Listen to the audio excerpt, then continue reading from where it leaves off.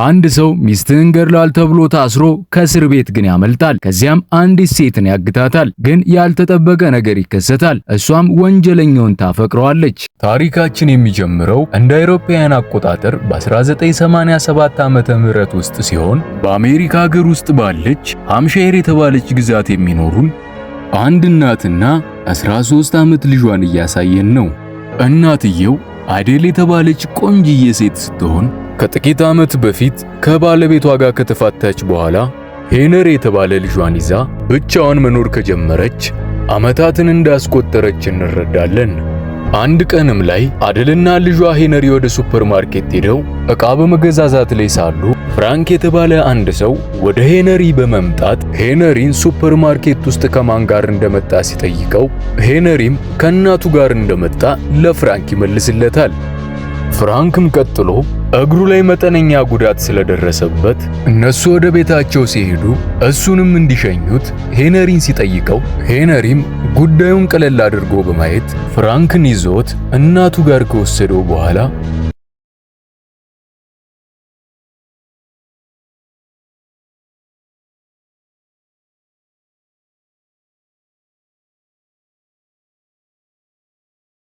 ፍራንክን ልትሸኘው ፍቃደኛ እንዳልሆነች በትህትና ስትነግረው ጊዜ ፍራንክ የልጇን የሄነሪን አንገት ከኋላ በመያዝ የሚጠይቃትን ነገር ለማድረግ ካልተባበረች ሄነሪን እንደሚጎዳው ይገልጽላታል። አዴልም እንደ አይኗ ብሌን በምታየው ልጇ ላይ ጉዳት እንዳይደርስ በመፍራት ፍራንክን በመኪናዋ ልትሸኘው ትስማማለች።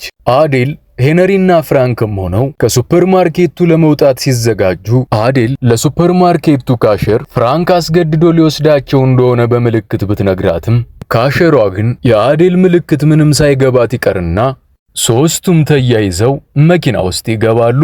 መኪናው ውስጥም ከገቡም በኋላ ፍራንክ ከሄነሪ ጋር ከኋላ በመቀመጥ አዴልን እርሷ ቤት እንድትወስደው ስለጠየቃት አዴል ፍራንክን ይዘው ወደ ራሷ ቤት ይሄዳሉ። እነ አዴልም ቤት እንደደረሱ ፍራንክ ቤቱ ውስጥ ማንም እንደሌለ ተዟዙሮ ሲያይ አዴል ደግሞ ቡና የምታፈላ አስመስላ ከዕቃ ማስቀመጫው ውስጥ ትንሽዬ ቢላዋ በማውጣት ኪሷ ውስጥ ታስገባዋለች። ልጇ ሄነሪም ፍራንክን ሲያነክስ አይቶት ስለነበር ምን ሆኖ እንደነበር ሲጠይቀው ፍራንክም የእስር ቤት ታሳሪ እንደሆነና ነገር ግን ትርፍ አንጀት ታሞ ወደ ሆስፒታል ለሕክምና ከመጣ በኋላ ሕክምናውን እንደጨረሰ ሁለተኛ ፎቅ ላይ ከሚገኘው የሆስፒታል ክፍል ዘሎ እንዳመለጠ በግልጽ ይነግረዋል። ፍራንክም ቀጥሎ አዴንን ለአንድ ቀን ብቻ እሷ ቤት እንዲያድርና በሌሊቱ ባቡር ተሳፍሮ ከቤቷ እንደሚሄድላት ለማሳመን ቢሞክርም አዴል ግን ሊጎዳቸው እንደሚችል በማሰብ አሁኑኑ ቤታቸውን ለቆ እንዲሄድ ፍራንክን ትለምነዋለች። ፍራንክ ግን እሷ እንደምታስበው መጥፎ ሰው እንዳልሆነ ለማሳመን እየሞከረ እያለ በቴሌቪዥን የፍራንክ ከእስር ቤት ማምለጥ ከተዘገበ በኋላ ፍራንክ ሚስቱን በመግደል ወንጀል ተፈርዶበት 18 ዓመታትን ያህል በእስር ቤት እንደማቀቀ እና አዴል ይሰማሉ። ፍራንክም ሰዎች እንደሚሉት ሚስቱን የገደለው ባልታሰበ ሁኔታ እንደሆነ ካስተባበለ በኋላ አሁንም ቤት ውስጥ ለማደር አዴልን ሲለምን አዴል ግን ፍራንክን ፖሊሶች እሷ ቤት እንደነበር ካወቁ የእሱ ተባባሪ እንደሆነች በመጠርጠር እንደምትታሰር ትገልጽለታለች። በዚህ ወቅትም ፍራንክ ይሄ እንዳይታወቅ ወንበር ላይ አስሮ እንዲያስቀምጣትና ድንገት እንኳን ፖሊሶች ፍራንክ እሷ ቤት እንደነበር ካወቁ አስገድዷቸው እንደሆነ እንድትናገር ያሳስባታል።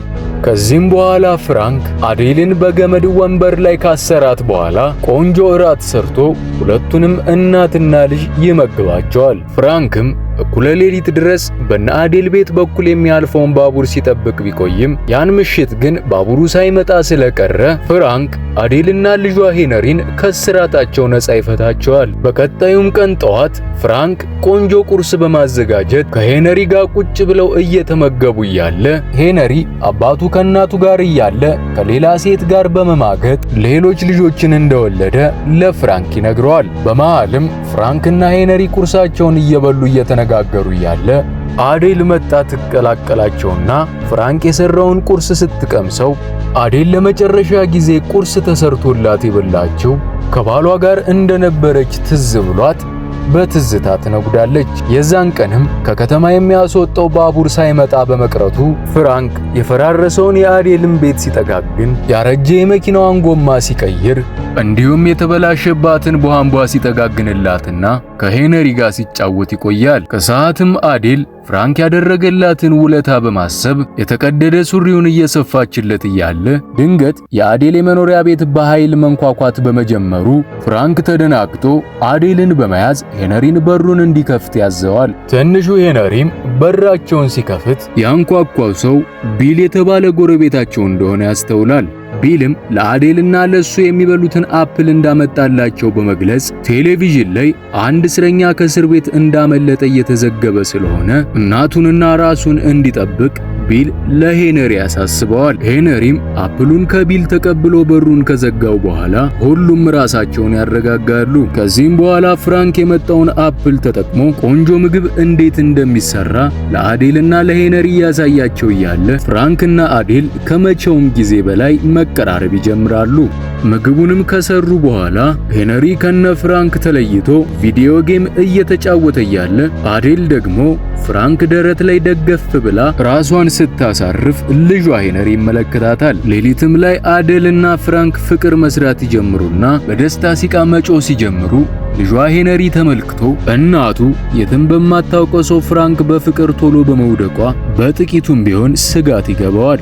በቀጣይም ቀን ፍራንክ አዴል ቤት ውስጥ የተበላሹ ነገሮችን መገጣጠም በመቀጠል ከአዴል ጋር እንደሚዋደዱ ባልና ሚስት ሆነው ቀናቸውን መግፋታቸውን ይቀጥላሉ። በኋላም ላይ ፍራንክ ለሄነሪ ጎማ መቀየር እንዴት እንደሆነ ስላስተማረው ሄነሪም የማያውቀውን ነገር በመማሩ ደስ ብሎት ይውላል። ከሰዓትም ሄነሪ ከሱፐርማርኬት የተወሰኑ ዕቃዎችን እንዲገዛ ተልኮ ወደ ሱፐርማርኬት ይሄድና አስፈላጊ ዕቃዎችን በሙሉ ገዝቶ ወደ ቤት እንደተመለሰ ሄነሪ ኤቫኒን የተባለች ጎረቤታቸው እናቱ አዴልን ፍለጋ እቤት ውስጥ ስትገባ ይደርስባታል። ሄነሪም ኤቫኒን ቤታቸው ውስጥ ተደብቆ ያለውን ፍራንክን እንዳታየው በመስጋት ለኤቨሊን እናቱን እሱ እንደሚጠራላት በመንገር እዛው ሳሎን ያስቆማታል። አዴልም ኤቫኒን ፍራንክን ከማየቷ በፊት ኤቨሊን ጋር ወጣ ምን እንደፈለገች ስትጠይቃት ጊዜ ኤቨሊንም አንድ የምትሄድበት አስቸኳይ ጉዳይ ስላለባት በዊልቸር የሚሄደው አካል ጉዳተኛ ልጇን ለተወሰኑ ሰዓታት እንድትጠብቅላት እንደሆነ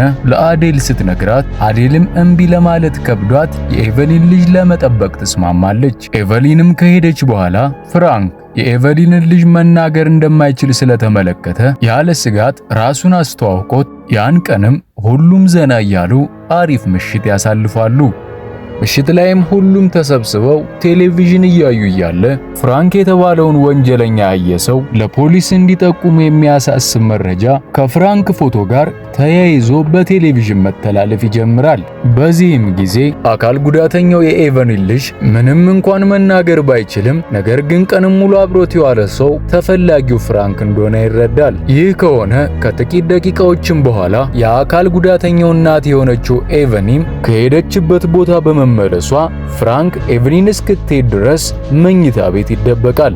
ኤቨሊንም ልጇን ለመውሰድ እና አዴል ቤት ስትገባ መናገር የማይችለው ልጇ ዊልቸር ላይ እንደተቀመጠ የወንጀለኛው ፍራንክን ቤት ውስጥ መኖር ለመጠቆም ድምጽ እያሰማ መጮህ ይጀምራል። ኤቨሊንም ልጇ የሚጮኸው ልትወስደው በመምጣቷ ደስተኛ እንዳልሆነ በማሰብ ዝም እንዲል ብትነግረውም ልጇ ግን መጮህን አላቆምም በማለቱ ኤቨሊ ተበሳጭታ ድንገት ልጇን በጥፊ አጠናግራ ይዛው ትሄዳለች። ያን ዕለት ምሽትም ሄነሪ እናቱ አዴልና ፍራንክ አሜሪካንን በመልቀቅ ካናዳ የተባለ ሀገር ሄደው ለመኖር እቅድ ሲነድፉ ሳሎን ውስጥ ነው ይሰማቸዋል። በበነጋታውም ሄነሪ አካባቢው ወደሚገኝ ላይብረሪ በመሄድ ካናዳ ስለተባለችው ሀገር የሚያትት መጽሐፍ እያነበበ ሳለ ኤሌኖር ከተባለች የሱ ኩያ ሴት ጋር ተዋውቆ ሁለቱም አንድ ሁለት እየተባባሉ ማውራታቸውን ይቀጥላሉ። በወሬያቸው መሃል ሄነሪ ከእናቱና ከአዲሱ ፍቅረኛዋ ጋር ወደ ካናዳ በመሄድ ለመኖር እያቀደ እንደሆነ ለኤኖሮል ሲነግራት ኤሌኖርም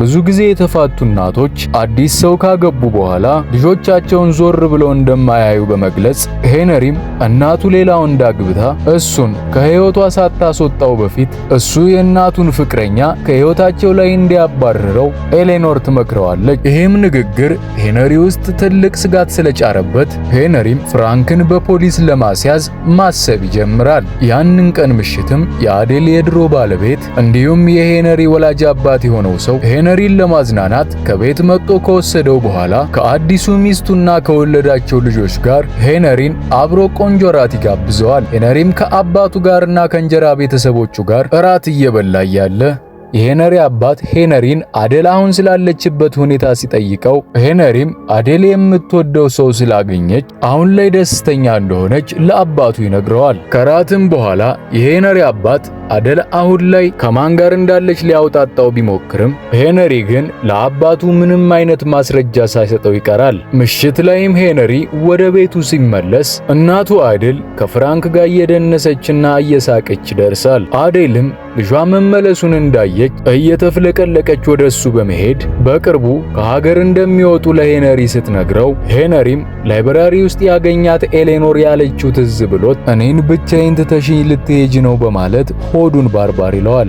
አዴል ግን መቼም ቢሆን ልጇን ጥለው ለመሄድ እንዳላሰበች በመግለጽ ክፉ ሐሳብ ወደ አእምሮ የገባው ልጇን አቅፋ ታጽናናዋለች። በበነጋታውም አዴልና ፍራንክ ወደ ካናዳ ጠቅልለው ለመሄድ በማሰብ የቤቱን ዕቃ ማዘገጃጀት ሲጀምሩ ሄነሪ ደግሞ አዲስ ላይብራሪ ውስጥ ወደ ተዋወቃት ኤሌኖር የተሰኘችው ጓደኛው በመሄድ ነገ ወይም ከነገ ወዲያ ከእናቱና ከፍቅረኛዋ ጋር አገር ለቆ ሊወጣ እንደሆነ ይነግራታል። በንግግራቸውም ውስጥ ኤሌኖር የሄነሪ እናት አዴል አዲሱ ፍቅረኛ ከእስር ቤት ያመለጠው አዲሱ ወንጀለኛ እንደሆነ ፍንጭ ስላገኘች ኤሌኖር ከዓመታት በፊት ከአንድ ወንጀለኛ ፍቅር ይዟት የነበረን ሴት ታሪክ ለሄነሪ በመተረክ በመጨረሻም ፖሊስ ወንጀለኛውና ሴቲቱን አሳዶ እንደገደላቸው ለሄነሪ ትነግረዋለች። ሄነሪም በምናቡ ፖሊሶች ፍራንክን ለመያዝ ብለው እናቱን ተኩሰው ሲገሉበት እያሰበ ትልቅ ጭንቀት ውስጥ ይገባል። ኤሌኖርም ቀጥላ ሄነሪን ከንፈሩን በመሳም ብዙም ሳታውቀው በፊት ሊለያት እንደሆነ ማዘኗን ገልጻለት ሁለቱም ወደ ቤታቸው ይሄዳሉ። ታሪካችን 18 ዓመትን ወደ ኋላ ይወስደንና የፍራንክን ሕይወት እያጠነጠነ ያሳየን ይጀምራል። ከዓመታት በፊት ፍራንክ አንዲት ቆንጅዬ ሚስት አግብቶ ሕይወቱን መግፋት ቢጀምርም በኋላ ላይ ግን ፍራንክ ሚስቱ ከሱ ጋር እያለች ከሌሎች ወንዶች ጋር ትማግጥበት እንደነበር ይደርስባታል። ነገር ግን በዚህም ሳያበቃ ፍራንክ ከሚስቱ የወለደው ልጅ የሱ ሳይሆን ከሌላ የተወለደ እንደሆነ መረጃ ስላገኘ አንድ ምሽት ላይ ፍራንክ ከሚስቱ ጋር በዚህ ጉዳይ ሲጨቃጨቁ ቆይተው ፍራንክ በብስጭት ሚስቱን ሲገፈትራት ከደረጃ ላይ ወድቃ እንደሞተችበት እንመለከታለን።